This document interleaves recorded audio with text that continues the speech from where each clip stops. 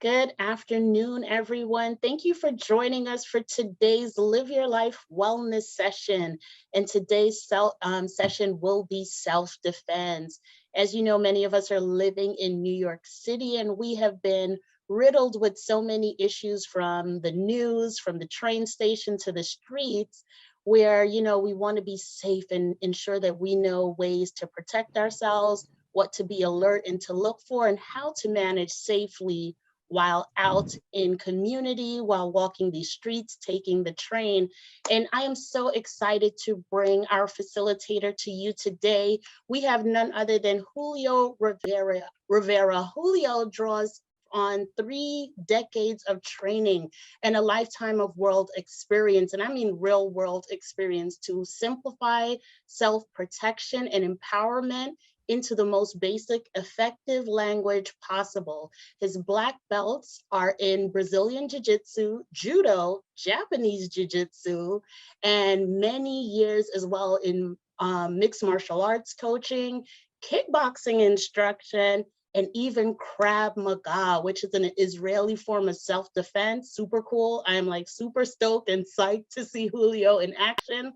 But just as important as Julio's experience has been with trauma recovery mindset and emotional regulation in doing what he does in self-defense, also by his own witnessing and experience violence firsthand in his early upbringing and in his early environment. His teachings are always based on reality. His blogs on fear, trauma recovery, fitness, and human condition can be found on internaljujitsu.com. And I'll place that information in the chat. So thank you, everyone. And without further ado, I'm going to introduce Julio. Julio, feel free to come off mute, and it is all yours. Thanks so much. I mean, I was at a loss for words after after that introduction. That was an amazing introduction. I need you to introduce me everywhere I go, all the time.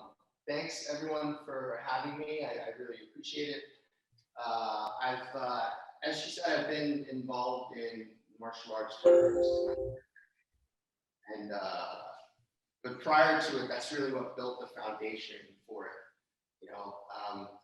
I grew up in East Flatbush, Brooklyn, in the '80s, and it was infested with crack at that time, and violence was just an everyday normal thing. I mean, it's what we knew. It's what we expected all the time. It's what we knew was going to happen when we went out the door, when we went to school, when we were coming home, when we went to a party, when we went out to play, when you were crossing the street with your family. Something was going to pop off. Something was going to happen. And I hated it. I was a nerdy kid, and I didn't want to be involved in any violence, but I was kind of forced into it, And I had, luckily, I had an older brother who was one of the tough guys in the neighborhood, and he kind of forced me to keep up with him, and his friends forced me to keep up. So I had this tough facade because of it. And I started lifting weights to get bigger so that people wouldn't bother me, and eventually I became this huge competitive bodybuilder, international champion when I was 19, weighed over 250 pounds. But on the inside, I was very scared still. I was just big, hoping no one would ever start a fight with me, which they didn't, because I looked scary, but I didn't know how to fight at the time. It only lasts like walking a block anyway, as it was. So after that, I started martial arts when I stopped competing in bodybuilding. I went from, about 230 at that time when I started, all the way down to 180 pounds, and I learned that the strength I had on the outside that made me look like this tough guy really wasn't helping me on the mat. It wasn't really helping me in the fight. I'd have guys that were half my size controlling me and beating me up. So I understood a lot at that point about what strength really was. But I still felt afraid. I became a black belt. I was still afraid. I became another black belt, second black belt I earned, and a third black belt. And I was still dealing with all this internal fear. When I would leave my home, I would sometimes be petrified walking from the apartment to the subway, and I wouldn't know why, I was tougher than everyone I walked by. I could probably beat everybody up that I walked by. There's no reason for me to be afraid. But all the fear that I had trapped in my body from when I was a kid, it would show up during the day at moments when I wasn't expecting it, at moments when I really didn't have any need to be afraid. Really, I was actually safe. right? Besides the fact that I was this tough guy that could defend himself, I was not in any real danger. But all of a sudden, my heart would start racing, my stomach would get tight, my palms would get sweaty, my body would start to shake, and I would feel terrified without knowing why. Or the tiniest thing would kind of set me off. And I would become afraid, or I would become so angry, just this crazy outburst after being calm for most of the time. So that's when I started to realize that the fear that I was trying to squash by getting tougher and stronger had nothing to do with that. It had to do with me processing a bunch of emotions from when I was a kid that were locked inside my body that my mind wasn't ready to deal with at the time. And I had to go back with the mind of an adult and deal with therapy, deal with a lot of introspection, looking on the inside, figuring out what it was that really scared me at that time, and realizing that I wasn't in that danger anymore. And that was a very, very, very long process that kind of was the end culmination of all the physical training that I did. And not figuring out why I couldn't get rid of the fear up to that point. So there was a lot involved. You know, my hope is that through my work, I can help people kind of cut through some of the work that I had to put in. And you don't have to earn 3 black belts and go through all this other stuff, and you can still make some progress. So I'm going to talk about some basic self-defense stuff that anybody can do physically, but also that brings you into a state of fear that can cause you to be involved in some kind of dangerous situation. You know, for me, there was always this tension because I was used to things happening very quickly. Violence happens very quickly. You know, no matter how much, even if it's building up during an argument or something, it's explosive. It's very sudden. It's a shock, right? It's like creation, like a star exploding. That's the kind of violence that happens, and all of a sudden it's such a shocking thing for everyone because we live our lives like being polite for the most part, right? As polite as you can possibly be, even when we want to be rude, we say nice things. If you can't say something nice, don't say anything at all, right? So when someone does say something mean or act in a mean way, it's shocking. So when you add something physical to that, it's so shocking to our systems that we're just kind of completely thrown off. And that's the biggest thing to kind of get over when dealing with an actual physical altercation, is being able to be calm enough to have your thinking brain still work, right? Because when we fall into what's called fight or flight or freeze mode, we're going to react in a certain way because these chemicals are released inside our body. Some of us will freeze because we don't know what to do. Some of us will just engage and fight. Some of us will fight when we don't have to fight yet, just because that's the reaction we think we have to take. So understanding what those feelings are that are coming up in us, and when it's time to actually defend yourself, and when you're only defending your own ego, that's a really important line to learn to walk, especially when you're in a city that there are a lot of aggressive people walking around, because there are a lot of people that are tense. There's a lot of anxiety. Financial situations have been difficult for a lot of people. Living in the city has been difficult. There are a lot more people living on the streets. There's a lot more emotional and mental health issues happening right now that aren't being addressed. So there's an enormous amount of tension, and everyone can kind of feel that out in the street. You know, so if we bring that out with us, we're just going to add to that, and you know, it's kind of boiling about. So if we can learn to calm ourselves first, then we go out into the world, all of a sudden, the dangers we're facing aren't going to be quite as bad. Okay? On the practical level, when we're out in the street, I know that everyone loves looking at their phones and getting tons of information and likes and all this stuff, but we need to pay attention to what's happening. We need to have awareness. Awareness isn't just to defend you and keep you away from danger. It's also to show you the opportunities that might be out there. How many things might you have missed that could have brought you some great opportunity because you were kind of staring at your phone, or you were obsessed with something that might happen 2 months from now or happened 2 years ago, instead of just being where you are and observing what's happening around you. So great things can come from observation, and you can also potentially protect yourself from being in a dangerous situation because you observed something early enough, because you weren't completely distracted. So it doesn't mean you can't peek at your phone every now and then, but have your limits. Be aware of where you are. Of course, a lot of people wear noise canceling headphones now. I feel like that's a bit of an issue for me, because if you can't hear what's going on around you, that could be a problem. It's a huge benefit that we have, our sense to hear. So that's something you may want to consider.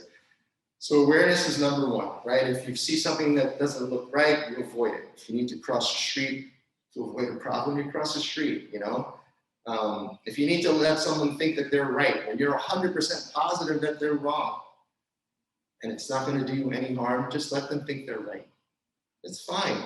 It's fine. They need that for that day. You don't know what the circumstances are for that day, right?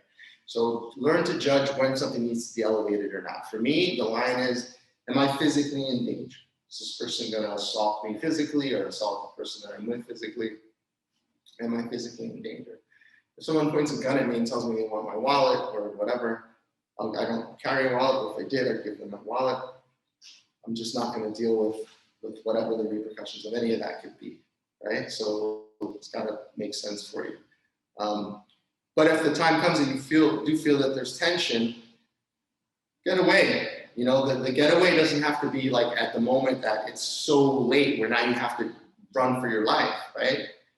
You're on the subway platform with someone and all of a sudden the person, maybe they start to mumble a little bit, or they start to kind of look down and talk to the floor and put on a mean face or whatever it may be. I mean, there's all kinds of things going on lately with people on the train kind of losing it.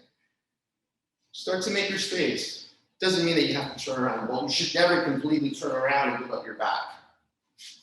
You never want, whether you're doing jiu-jitsu or whether you're just facing someone in the street, you don't want to give up your back, right? It's seen as disrespect. So for someone that's already feeling disrespected by the world, you turn your back on them. It could cause a reaction. And more importantly, for practical purposes, you're exposing yourself, right? So if I'm going to walk away from you, if you're here, I'm not just going to turn completely. I'm going to kind of slowly back away where I can still see you. Take a few steps. I can still see over my shoulder. Once I feel a comfortable enough space, I can walk away. Now, if I have noise canceling headphones on and you come tapping at me, I'm not going to hear you coming. So that's an issue. Remember that as well in the subway.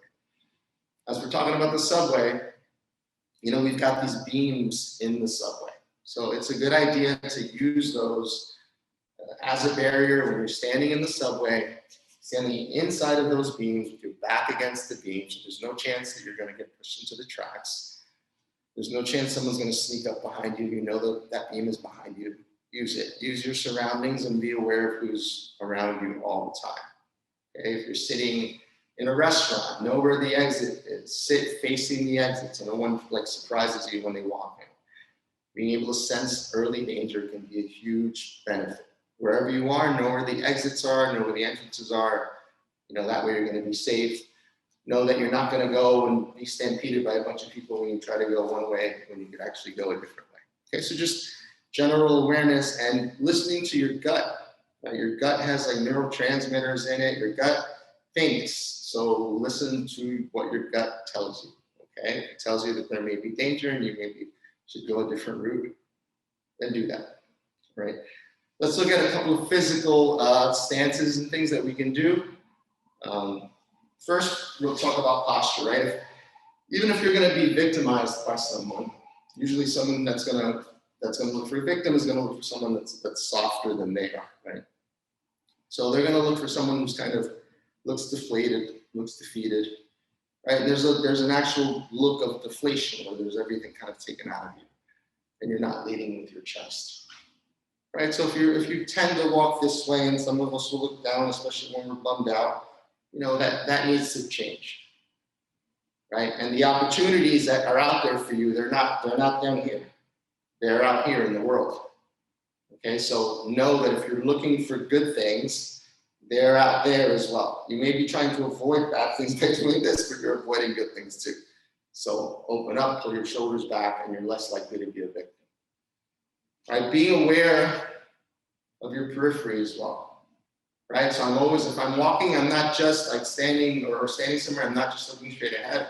I'm observing either corner, I'm looking behind me. Same as if when I'm driving and I'm peeking at all the mirrors and I'm always looking. It doesn't have to be paranoia. Again, you know, one person's paranoia is another person's awareness.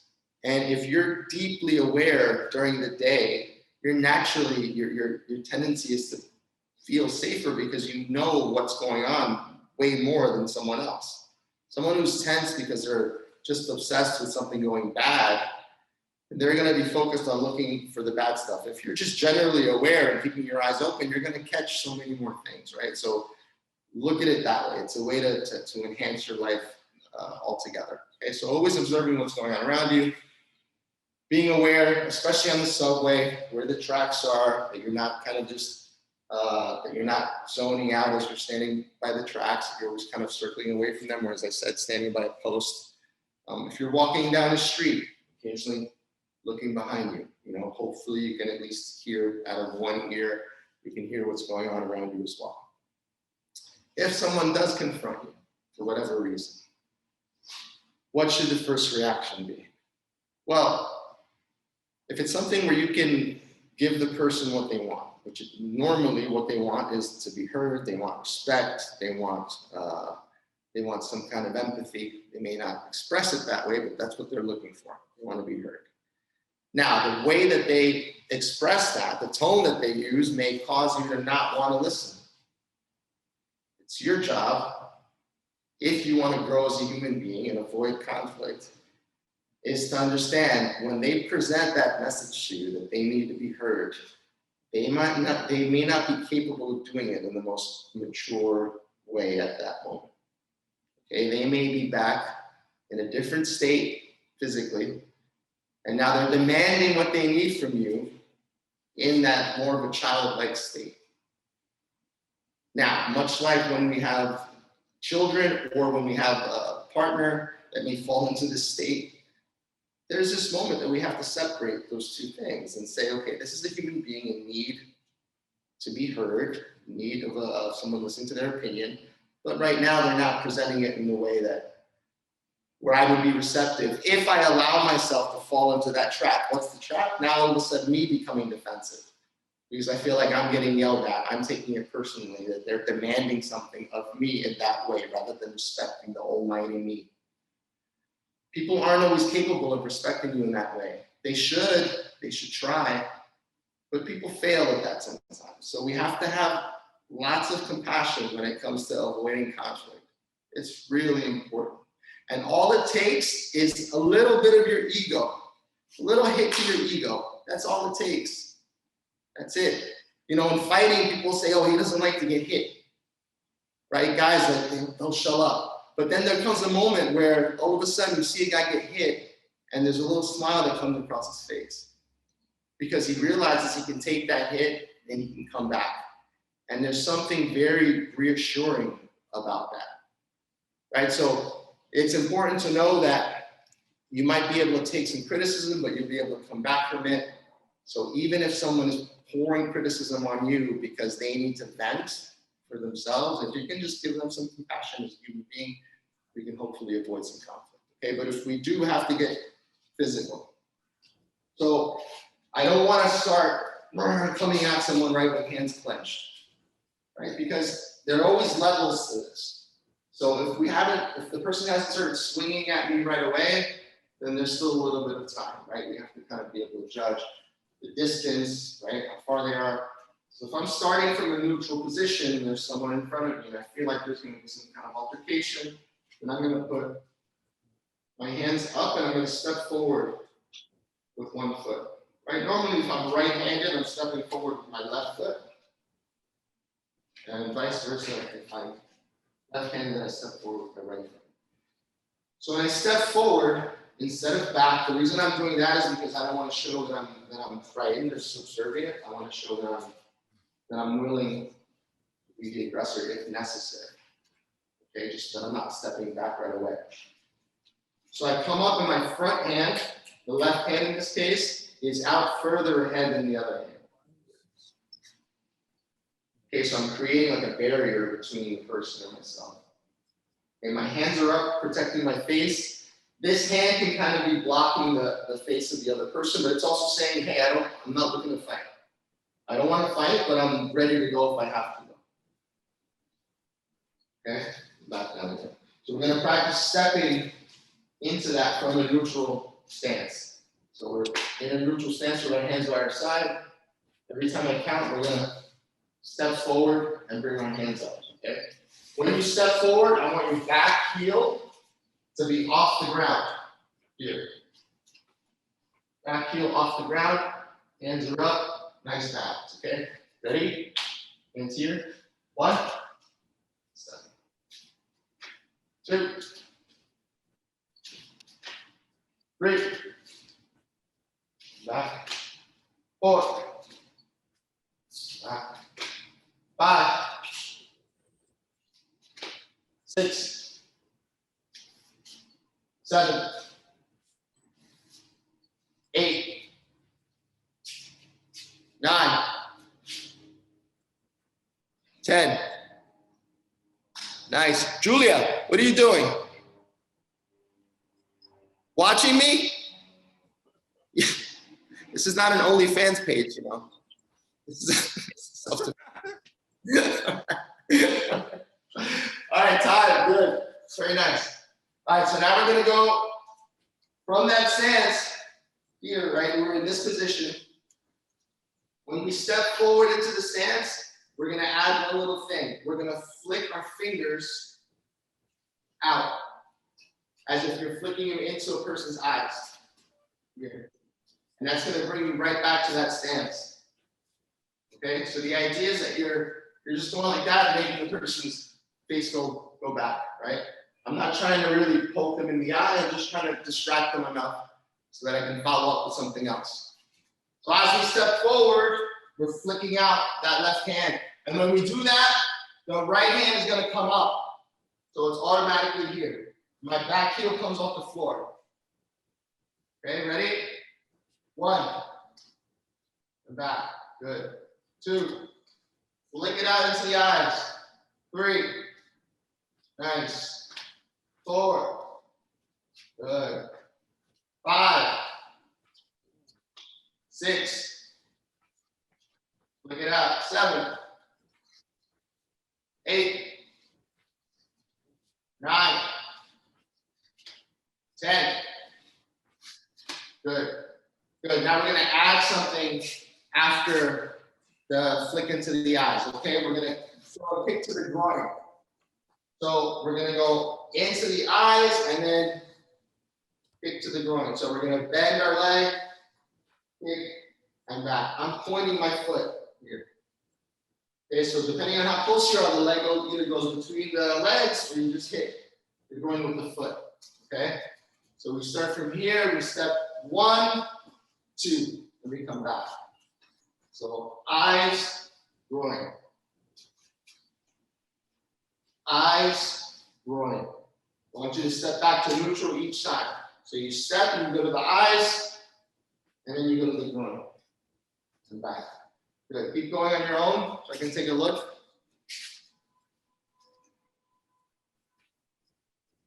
Oh, look who decided to get up. Nice. Good job. Nice. Good. Bless you. Beautiful.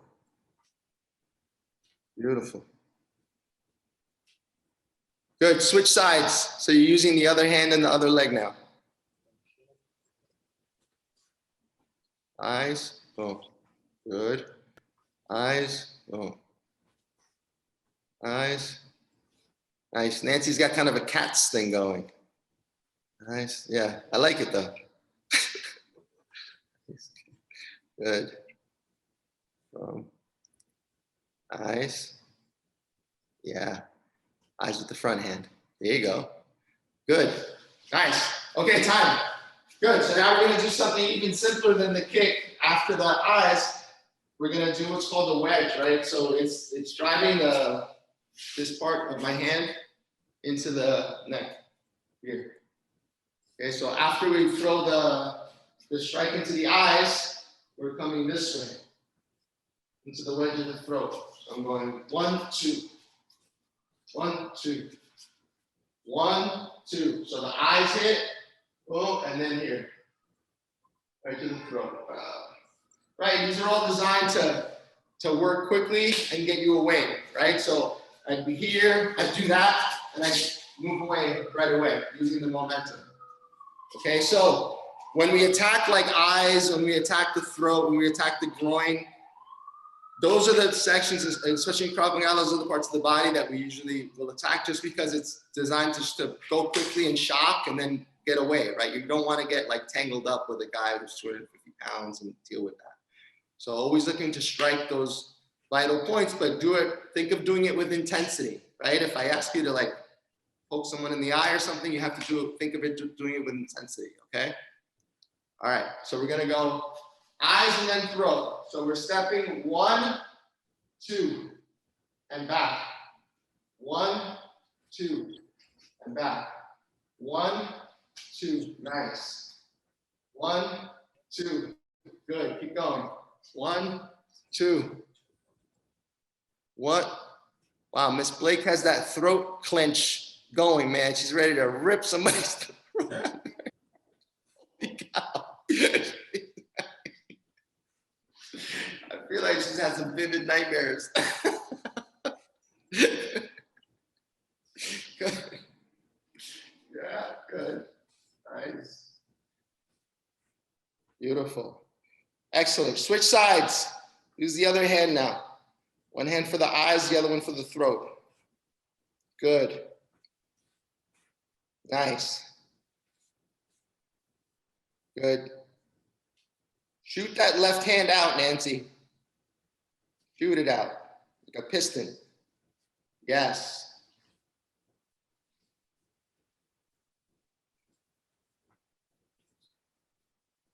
Melissa, what's your choice of background? Like insanity? What's going on back there? What's going on? It's tripping me out, man. You're just blending into everything. Nice. Good. Excellent. All right, time. Beautiful. So let's put that together with a knee now, right? It's always good to string together techniques that are practical. Okay, so we're going to throw the knee where? To the groin. Favorite place, the groin.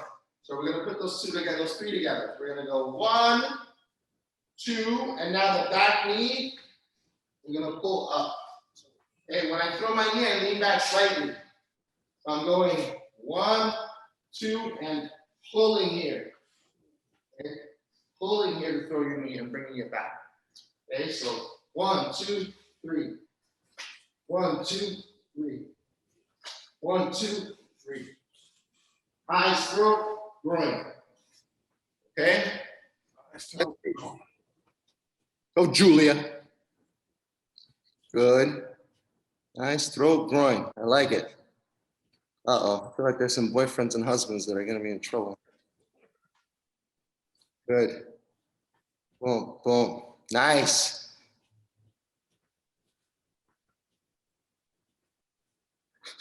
Very nice. Good.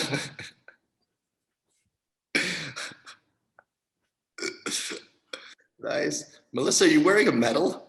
Oh no, that's you're wearing a medal. I was like, what's with this girl? Nice, Nancy. Oh, Nancy's looking out the window, letting the neighbors know. That's right. That's the idea of my sweatshirt. Yeah, beautiful. I love it. Good, time, excellent, good. All right, so we looked at the fingers, we looked at the throat strike. And we're gonna look at another simple strike, besides the fists, right? Fists are great and they're strong, but if you punch someone with no gloves, like on the street, you're gonna hurt your hand. You know, it's a really good shot, you're gonna hurt your hand. So it's preferable to hit with strikes that we call Hammerfist. So they're going down like this, right? Like when you use a hammer, this way, here. So you're hitting with the softer part of the bottom of your palm, but you can still do lots of damage, especially if you hit to the top of the nose, okay? So we're gonna practice doing those hammer fists from the hands up here. We're gonna go here. So 1, 2, and I kind of drive myself forward, right? So I'm going into the target, and my hands stay up. Okay, you're gonna do 2 at a time. 1, 2, and come back. 1, 2, and come back. All right, go. Always keeping those hands up.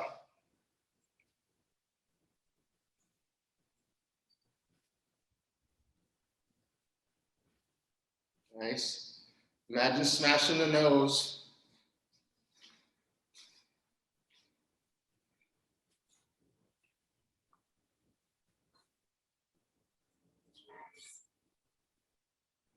Good.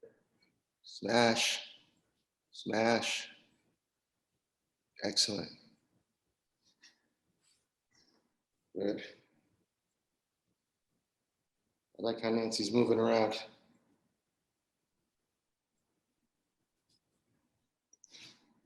Good. Melissa's turning it into a dance routine. I like it though. Time. Good. Very good. Excellent. So we did the hammer fist there. We did the fingers. We did the wedge. Now let's look at our elbows before we look at punches. Okay.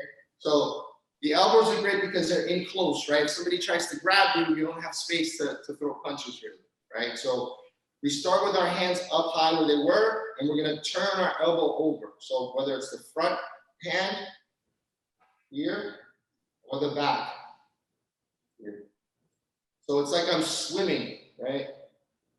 And I come right back to my guard position. My opposite hand stays in front to protect me.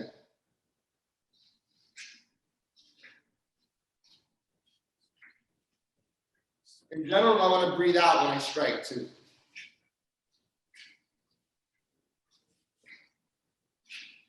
Okay, so you always keep your hands open when you throw those elbows. Okay, good. Now Nancy's got a dance going. Nice. I like it. Good. You got the right one, Nancy. The left one is doing something on its own.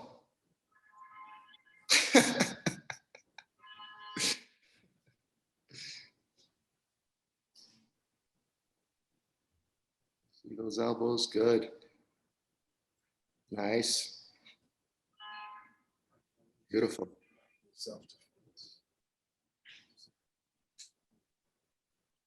Good.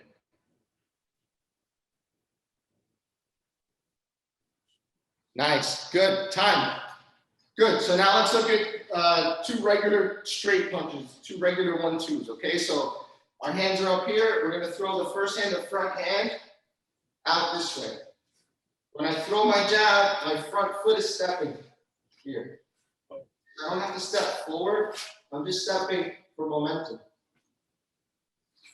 Okay, and as I do that, I'm turning my shoulder, making myself longer. And I rotate my fist into the target. Okay, I'm rotating my fist into the target. Okay, so I'm going 1, 2. The second punch, the cross, I'm pivoting my body. So from the ground up, I'm generating power. Okay, I throw the jab, and I pivot my body when I throw the cross. 1, 2. 1, 2. 1, 2. So 1, 2. Okay, from the ground up, you're using the hip and you're using the shoulder. I don't want to stay like this. I want to be here. So let one bring you into the next one, okay? You should feel like a rubber band effect almost in your hips and in your shoulders that brings you from one to the other, one to the other. Okay, and bring your hands right back to your chin afterwards. So this hand is important. This is keeping your space here, okay? I'm back. I'm back. I'm back. Good. Breathe.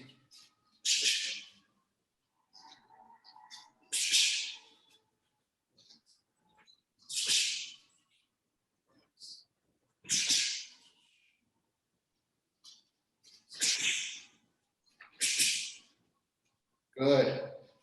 Nice. Good. Let's mix up now the punches, the elbows, and the hammer fist, but we're going to move a little bit, okay? So what I mean by that is instead of just facing forward, I'm going to face forward. I'm going to turn, face in the direction. Go here, turn this way, punch here, turn here, hammer fist, elbows, turn the other way. So it's always in different directions, right? Because the fight doesn't happen like this. It doesn't happen static. You always have to, it's just like dancing, right? I have to be able to move with my partner, move with my partner. Okay, same thing. All right, so from the hands up, we throw some punches, we throw some elbows, and we move. And every time you move, that front hand comes out. Okay, I'm keeping that person away from me, keeping my fingers in their face here. Okay, ready? Go on your own. Here, boom, turn, elbows, hammer fists. Keep those hands up. Keep turning. Know who's around you all the time.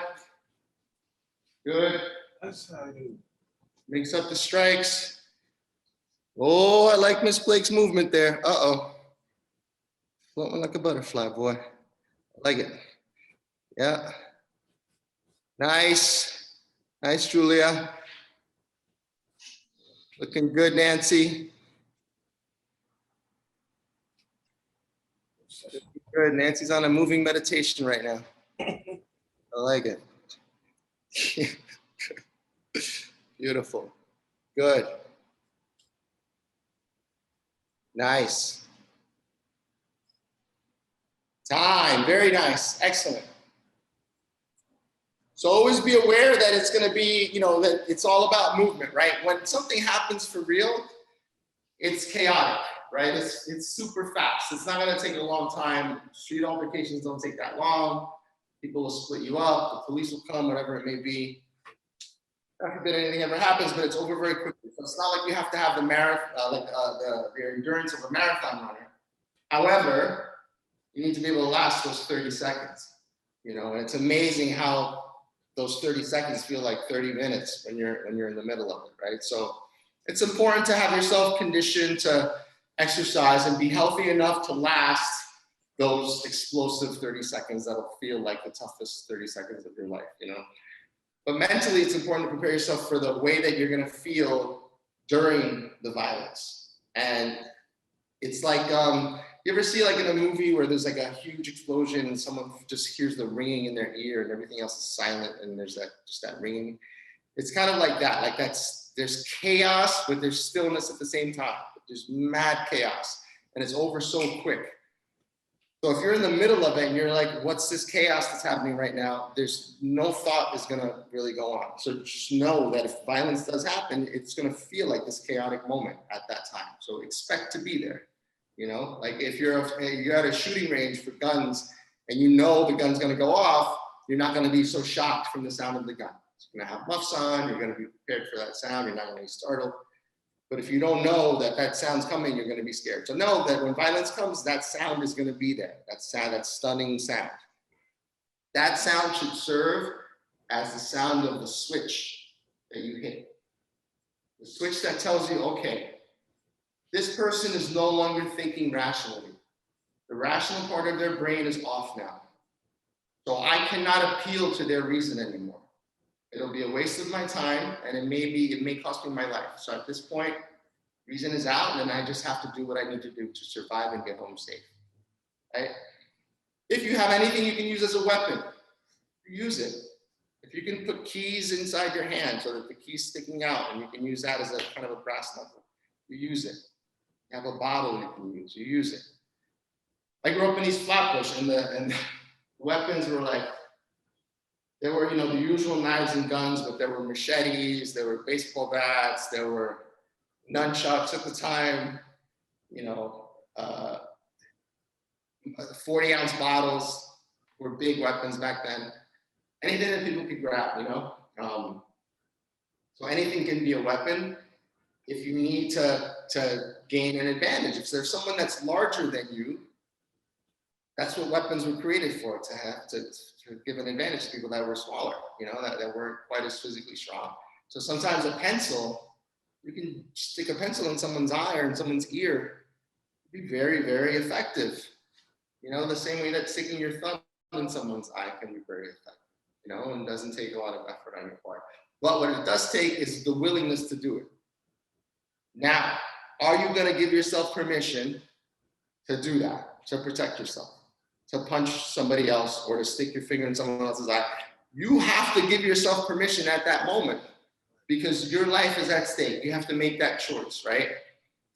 There are tons of people I see in class that won't even let people that have to apologize every time they do something in training to their partner.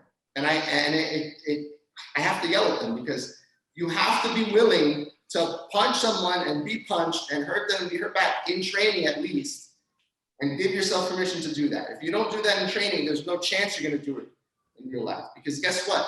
It feels very intrusive to hit someone or to grab someone you don't know because you're violating their space, they're violating yours, you're touching each other. You're both in it together now. You're both going through this taboo where you're not supposed to go into anybody else's personal space. And now you're doing it, and you're doing it in a violent way, which changes the tone of everything, right? If you were you thought you were both cute, and now you ended up getting physical in that way, that'd be totally different. But now you're being violent, so now it changes everything. So now all this stuff is thrown into it about, what that means and who's right and who's wrong and all this nonsense. So it's really important to take a step back and ask ourselves, what are we contributing to the altercation? And what can we do to avoid it, right? It's really hard to be the bigger person sometimes, really, really hard, but it's always better, always. I can't think of a time in my life when I wished I wasn't the bigger person, because in the end, it'll work out.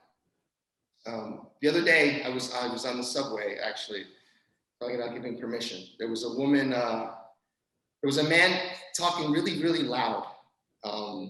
He was talking about being in jail and just getting out of jail and how he slapped this guy and how some woman was this and how the train sucked and really loud. He sounded like my cousin Ruben, who recently died, but last summer he died. But he was very much like that, loud and brash, and had been in prison. And the guy's having this really loud conversation with his friend. I'm sitting there at my laptop, and the woman sitting across from me comes and sits next to me because she was scared. And she sat next to me and she apologized. She's like, "Oh, I'm so sorry for sitting next to me." She was just trying to make herself feel safe, right? But she felt like she had to apologize for that. That's a major issue that a lot of us have, feeling like we don't have the right to defend ourselves. We don't have the right to stand up for ourselves. We don't have the right to maybe hurt someone's feelings by getting up and walking away if we don't feel comfortable. But guess what? Not hurting their feelings may cost you later because you ignored your intuition. They'll get over their feelings being hurt. And if you see them again, you can apologize. And you can know in your heart that you didn't do it with malice. But you're safe. So the woman was sitting next to me, and I heard the man coming closer, still having a loud conversation. I was working on my laptop. And as I hear him coming toward us, I close my laptop, put it away, just to have my hands free. Just as a martial artist, that's just what I would do. There was no tension in me or anything like that. But as he sat down, he continued to have the conversation, and I realized he was by himself. He wasn't talking to anybody else. He was really loud too. I just thought the person he was talking to was quiet. I was like, wow, that guy's really quiet. So he kept talking, and he's like, I just got out of jail, and I had a tank top on. And he's like, then he locks eyes with me. He goes, oh, I like your arms. You got nice arms. He goes, I had arms like that when I was in jail, bigger than that, but mine were veinier. I was like, oh, and I'm just smiling at him and remembering my cousin. Everyone else on the train was really scared. He was very loud. He was either drunk or high or something. And he still had his bracelet on from jail. So he starts asking me about my parents in Puerto Rico, and I tell him where they're from, and then we're speaking in Spanish. And then he starts telling me about how he's hurt his mom so much by his behavior, and how his mom was so brokenhearted because of the choices he's made. And as he's telling me about that stuff and about that pain, he takes out a bottle of tequila to numb his pain, and he offers me some of the tequila, and he says, "Oh, you probably don't drink." You know, I was like, "No, I'm good." But I thought about my cousin, and I thought about all like the lack of compassion I had for him back then, because I was so like wrapped up with not wanting to be related to this crackhead who was robbing people with my toy guns, and like was just an embarrassment. But I didn't realize he was the victim of terrible abuse, terrible mental illness, and all these circumstances drove him to this place, but it doesn't mean he didn't have the potential. And maybe if he just would have been heard by someone, things could have been different, you know? So on that day in the subway, as I was getting up, you know, I said to the young man, I said, you know, you're being a little bit loud, you're scaring some of the people on the train. And by then he had calmed down a lot, and he said, "Oh, I am, right?" He's like, "Yeah, I should be more quiet." I'm like, "Yeah." And then I put my hand on his shoulder, and I said, "God loves you," which I never thought to ever say to anybody else. I don't know why it came out at that moment. I have no clue. But he looked at me, he said, "Thank you," in like the calmest, most peaceful way, you know, considering the way he walked into the car to that moment, it was like a different person. And it was just from being able to talk to him because I wasn't afraid. If I had the fear that all the other people in that car had, I wouldn't have been able to have a conversation with him. I wouldn't have been able to relate him to someone I know. I wouldn't have had compassion for him and thought of him as a human being that I've seen many times and related to and has a background and feels pain. And then eventually we get to the fact that, hey, we feel pain too. And all of a sudden things seem a little bit less tense, right? So many of the altercations we have are built around this idea that someone is feeling like they've been dismissed, you're ignoring them, or you're not giving them what they want, and they're being brought back to a moment in time where they felt that they were done wrong, you know, and they're looking to take that out on you. Now, that leaves you with two choices. Continue to be that character for them and continue to let them fight you, or be the person that helps liberate them from that archetype that they're dealing with. Be the person that changes the way they view that person, that they momentarily put in the place where you were, that they momentarily made you. They're looking to see how you react in that moment. Will you give them what they expect? Or will you give way, will you surrender just enough to them to give them some kind of self-value where now there can be peace and you can avoid conflict? Most of the time I find that that's what's possible. And even when we're fighting on the mat or in the ring, it's the same kind of principle. You know, it's about finding where the conflict is and who's going to give way enough to get their way, right? Which way do I move to make you move the other way so then I can catch you? How do I pull you to make you go really the other way? How do I push you when I really want to pull you? How do I trick your mind? But how do I use you to give me what I want so that it's mutual? When it becomes mutual, now it's not a conflict anymore. Now martial arts becomes a game. And that's what we always tell our students. When you go spar, don't spar like it's a fight, spar like it's a game.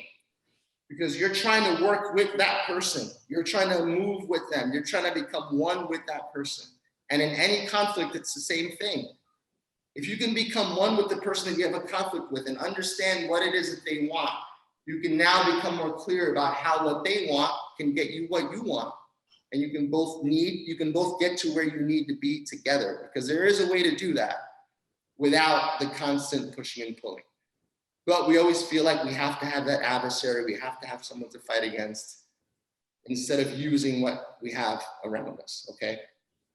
So speaking of what's around us, let's look at a couple of strikes that we can use from side angle and the back angle in case we're dealing with someone on our periphery, or we need to just throw a strike to the side and escape. Again, keeping in mind that these are, you want to strike and try to escape. So let's look first from a neutral stance, and I observe somebody on my side over here.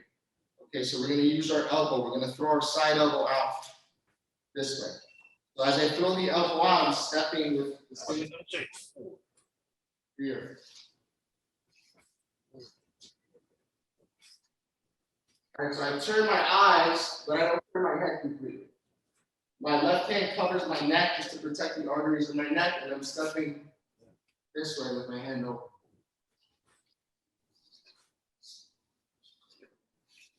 And so I'm hitting and then turning so you're facing the person. So it's going to be 1, 2, and the hands go out in front of them. Okay? 1, turn, hands out in front. Let's see that. Remember, he's beside you. He's beside you.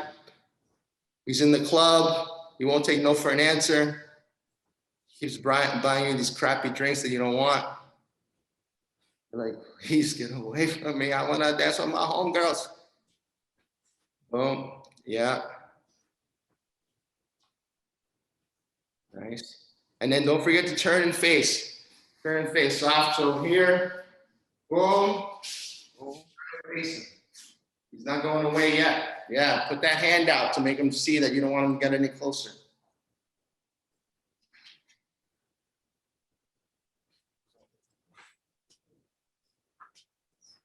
Julia, you look like you have a bow and arrow. Yeah, yeah. He's standing next to you. Hit him with the elbow and protect your neck with the other hand. Put your other hand on your neck like this. Yeah, I want you to protect the artery in your neck. Boom, that's it. And then turn and face him. Turn and face him, Julia.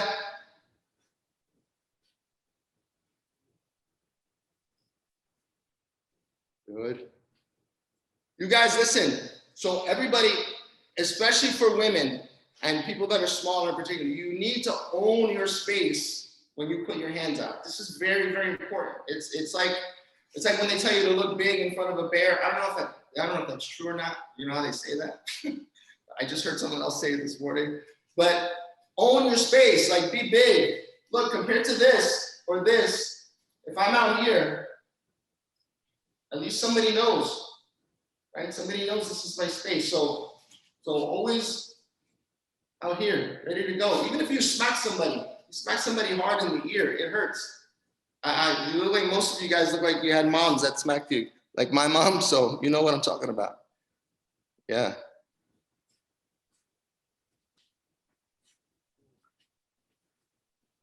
And Nancy's going all Uma Thurman back there, man. Oh, holy cow.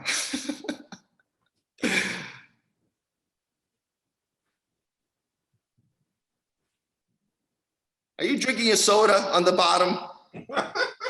What are you doing? You're right. All right, do your thing. Good. All right, time. Good. Nice. That's a good side of it. So now, same principle, but now from behind. I'm going to throw an elbow up. Somebody's behind me or somebody maybe tries to hug. I'm going to scoop my body back. So my hips drive back at the same time that my elbow comes up. And I'm looking behind me. So imagine you're elbowing somebody in the chin. Yeah, behind you and turn. Turn, yeah. Boom, turn. Boom. And I'm doing that. I always do this to protect my neck.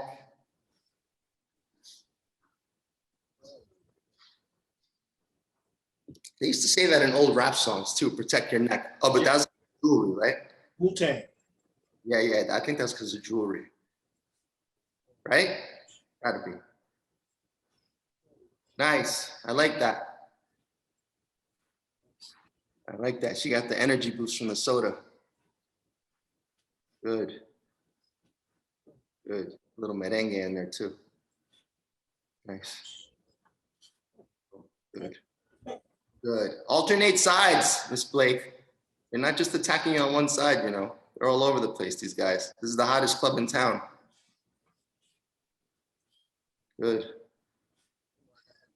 Two. Nice. Oh, nice. Good. Excellent.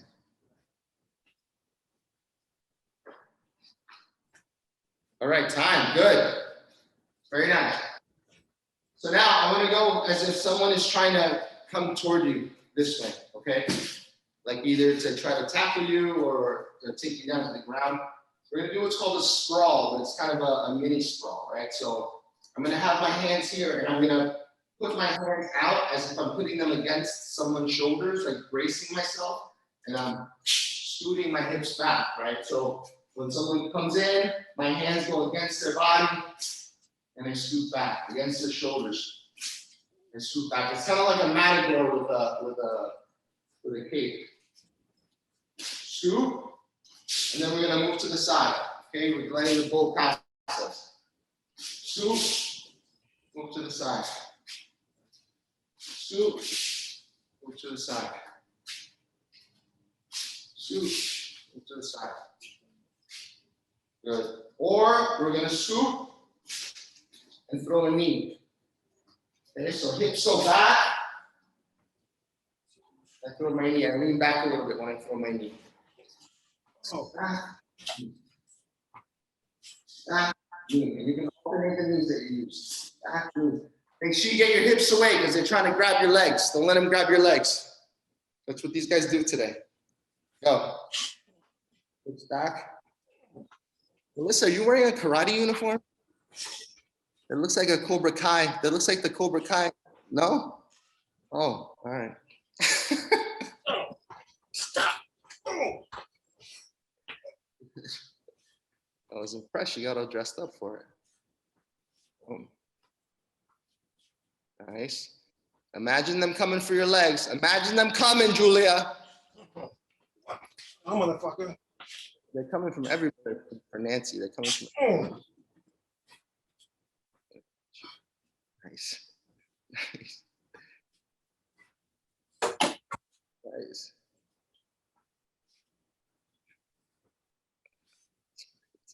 So great. Oh my God, it's so great. This is being recorded, right?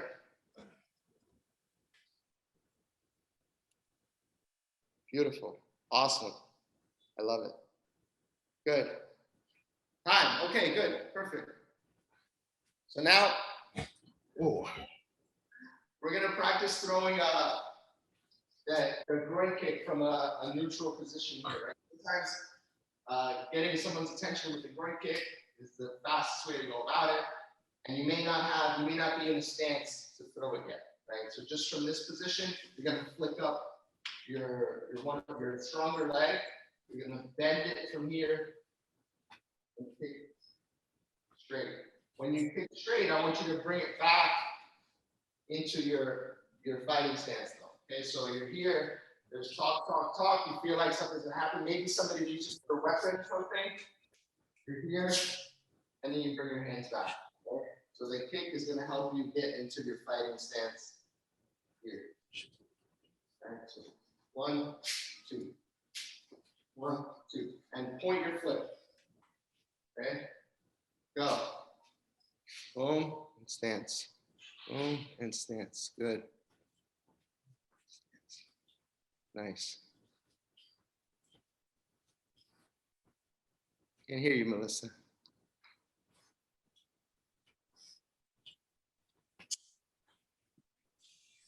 She's not talking to us. She's talking to somebody in the background. Oh, Oh, I missed the move. The person in the background. shut up. That made me miss the move. It's You should have more of these classes. I'm watching everyone do it, and I'm confused about what the move was because I'm watching them all, and everyone is doing it so differently that I'm like, wait a minute. Oh yeah, and I remember now. Okay. So it was the front kick into the stance. So from neutral, front kick into the stance. So here, 1, 2, right to the groin and back.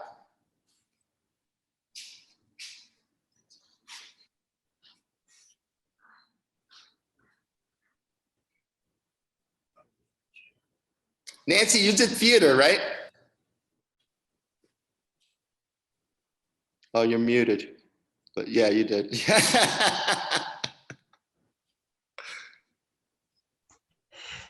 Yeah, man. I like it. You had that flair. Good. Good. So now instead of the back foot doing it, we're going to do it with, we're going to step forward with the kick that with the leg that we kick with. So if I step with my left and I kick, I'm going to leave that one in front. So it's a more aggressive movement forward in case you want to continue to engage and not back up. So I'm going 1, 2. Right. The reason this one might be a good idea is because if I'm back here and I see the person go for something, and I stay here, I'm kind of still in a range for him to attack me with whatever he has. So if I do this and I step in, I may be able to at least grab them and neutralize them somehow. You know, so it depends on the situation. But it's really about how you react, right? How your body reacts. So when you do this, you can get into that position quicker. Maybe follow up with an elbow. Okay, so we'll do that. We'll step forward with the left foot, kick to the groin, and then as we step, we're bringing our elbow up, our back elbow, and we throw the back elbow. After we throw the back elbow, I want you to push with both hands. Okay, so you can push like toward your face. So groin, elbow, push.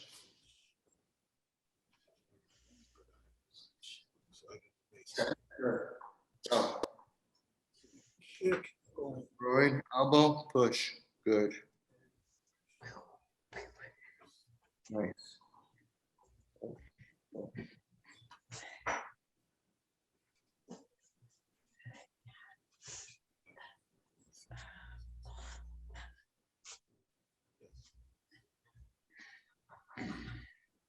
Nice.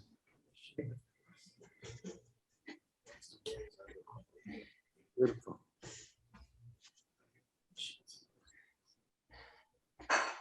Good. Time. Good. So guys, I want to know, are there any particular scenarios that you guys had questions about? Yes.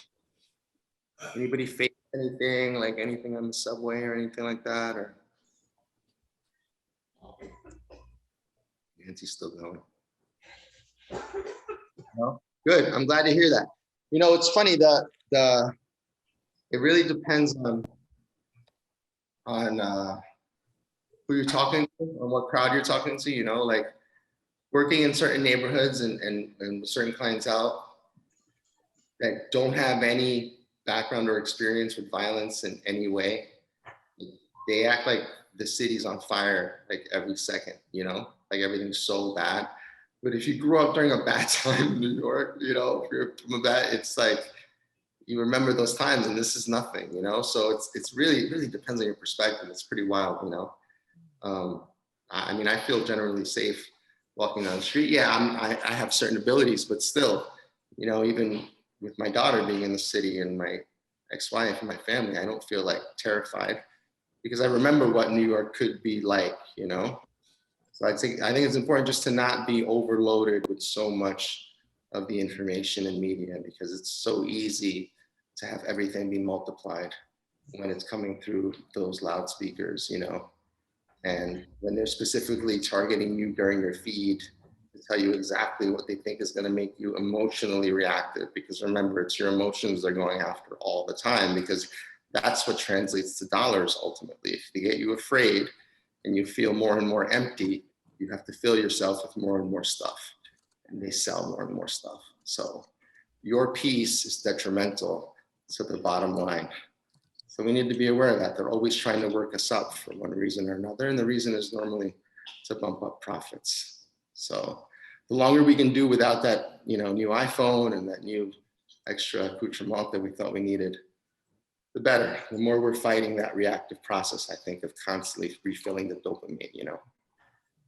Hey, Julio, we just got a question in the chat and it says, question, what moves can a person who uses a walking cane do? You can hit the person with the walking cane.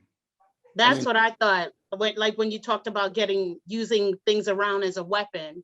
Yeah, I mean, a cane is a great. There are tons of martial arts films where the masters use canes, you know, for a reason. And the cane is an actual weapon in martial arts practice. So, you know, a few simple lessons that you can get on YouTube on how to use your cane effectively will do wonders for you, because just a strike in a couple of vital areas, like, you know, joints, elbows, ankles, can be very, very effective. Collarbone, you hit somebody's collarbone, you could break their collarbone with that. So, yeah, use it. I'm sorry, we got one more question about the move. Again, if you're grabbed from the back. Mm-hmm. So yeah. I'm not too sure if they just want to see it again to know. Can you just do a quick demonstration? Yeah, so as the person comes behind, we're bumping with our hips, right, to move them to this way. Result, hit them with the elbow. From here, I can turn around and grab them from a knee, or just turn around and disengage. So we're trying to just quickly. Krav Maga is all about like quick movements in and out. In Jiu Jitsu, we're trained to grab you and we can like keep you on the ground for 20 minutes, exhaust you, and then finish you later. Krav Maga is designed for the street and just be very quick. I have a question. What if I'm holding a baby? What would you suggest? How do I defend myself in that moment? Well, I mean, you exhaust every possible avenue, you know, to avoid any altercation. I mean, at that point, if it's just a matter of giving them physical possessions, then, you know, you do that. And, you know, once that's done, when you're dealing with a child, if the options are being taken to another place, or, you know, I would say do everything from, you know, sticking something in their eye to biting through their skin, whatever it takes to escape. You know, it's a matter of how far you're willing to go. And when it comes to our children, I think we'll go as far as possible. Thank you. Thank you. Any other questions? And Julio, just thank you. There's a bunch of thanks in the chat. There's people talking about especially, you know, targeting the sensitive parts when we have weapons and the techniques that you taught us. I just really want to thank you because you touched on so many points. You touched on fear. You touched on, you know, us not being in emotional and, you know, in emotions and running on fear and really making the best judgment for ourselves, because the ultimate thing is to get out safely. So I know a lot of people feel immediately I should protect myself, but immediately it's to assess and really see how we can escape first safely than anything else. You've given us so many gems. I mean, I was taking notes. I was trying to put some in the chat about, you know, making the judgment, backing away slowly, especially the slow back away. Sometimes I talk to people on the side so I could still see the peripheral of everything. Big thing about being in the train station and using the columns as a protection on your back. And this way, you know, you could kind of see what's coming side by side. And I try to do that, especially as trains are approaching too. You just want to brace yourself. You want to make sure that you're in a good position. So these tips are really, really great. And I really want to touch on the fact that you spoke about compassion and you gave a scenario on the train where you spoke to the gentleman, other people were scared. And I know it doesn't play out like that all the time, but I have witnessed something so similar where a conversation de-escalated the situation greatly. And a lot of the tips that you've taught us today were conflict resolution and de-escalation techniques, as well as safety. So I'm super appreciative of today's session. And I'm going to turn the floor back if anybody has any questions as we close out. But I can't thank you enough. I can't just tell everyone that came on today to really take these tools, tips, and techniques into mind. I put your information, your article earlier. I'm going to place it back in the chat again, just so we have it. But the floor is open. Any final questions for Julio, comments, concerns? Thank you, everyone, for joining as well. Thank you.